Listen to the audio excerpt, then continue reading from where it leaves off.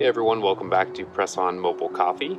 Today what we're doing is addressing the J-rail that covers the corner of all the trailer, pretty much covers up the corner edge where the side panel and the roof meet. So what happens here on these older trailers and even new trailers over time is this seam, the butyl tape behind it, begins to get old, crack, and fail, and so this is a opportunity for where water can come in and get water damage inside. So what I'm going to be doing today then is just taking out each one of these screws. They're pretty rusty, so I'm going to probably replace each one also. And once I remove all those, this J-rail will come off. Actually, this one's the awning rail, but kind of the same concept. But this will come off. I'll replace the butyl tape underneath after I scrape off all the old butyl tape and give it a good cleaning. And then I can reseal that, put that back on, and then I'll get some lap seal and seal that really nice on the top before I end up coating the roof. Something I recommend is take a Sharpie and mark where your J-rail came off, the first piece, the front and the back, if you're going to take them all off at once. As you can see the curve of it, it's going to maintain its shape, but that way you can tell where it goes right back on. You don't have any issues with trying to fit it.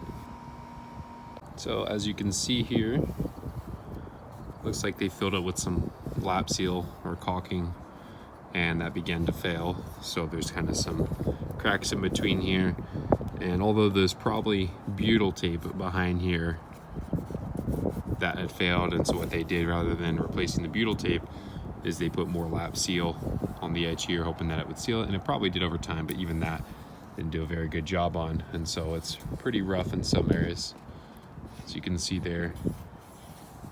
So this is where your majority of leaks are going to come from. The roof vent as well, which actually just replaced, it's under the tarp here. I can show you from the inside. And of course, anywhere where there's trim, like around the windows, I'll be replacing the butyl tape on that as well behind there. What I'm using here is this clean strip, premium stripper. It's kind of a paste, and it goes on pretty thick. You just brush it on. As you can see, it's starting to work there, pulling up that old yellow paint. I already did once, let it sit for about 20-25 minutes. It says about 15 to wait, but for older paint or stubborn paint, you might have to wait longer, do multiple applications. So this is my second application. Hopefully this will take more of it off. But as you can see, I have red, yellow, and beneath the yellow is this like kind of cream color, which I believe is the original color of the trailer. Anyhow, whatever I can't get up from this stripper here by using these paint scrapers, I'll probably just take my angle grinder, take the rest of the paint off, and go from there.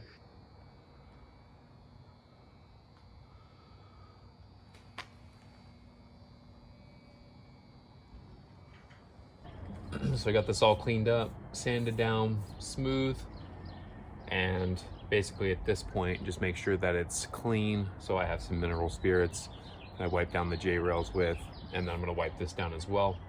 Here's my marking for where I took off the awning J-rail before, so I know that's where it's gonna start to go back up. But what you're gonna do is just take your butyl tape, you're gonna place it all along there, right underneath the J-rail, all the way down to where the J-rail ends. So that's what we're gonna get to. One other thing I forgot to mention, when working with the butyl tape, especially if it's warmer out, it's good to put it in the fridge for a couple hours before you start working with it. This helps the paper come off the butyl tape a little easier once you stick it down. As you put in the screws, you'll see that butyl tape will start to squish out the top a little bit. That's how you know you've tightened them up pretty good.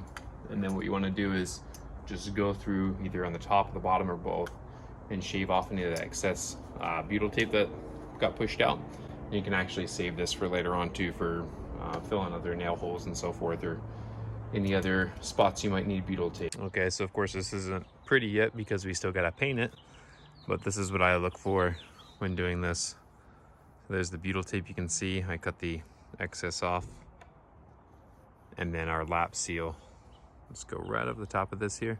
So there's two different types of lap seal generally. So self-leveling, you're gonna wanna use more towards the top, and then as you start to get down here, more to the vertical areas, you're gonna wanna switch to that no sag That way it doesn't just continue to drip down. And I'll probably use it on the inside here too if I can do it nice and smooth. Otherwise I'll have to stick with regular, probably polyurethane or silicone caulking for that. A paintable one, so that way you can't see it once it's painted. It'll look a lot nicer.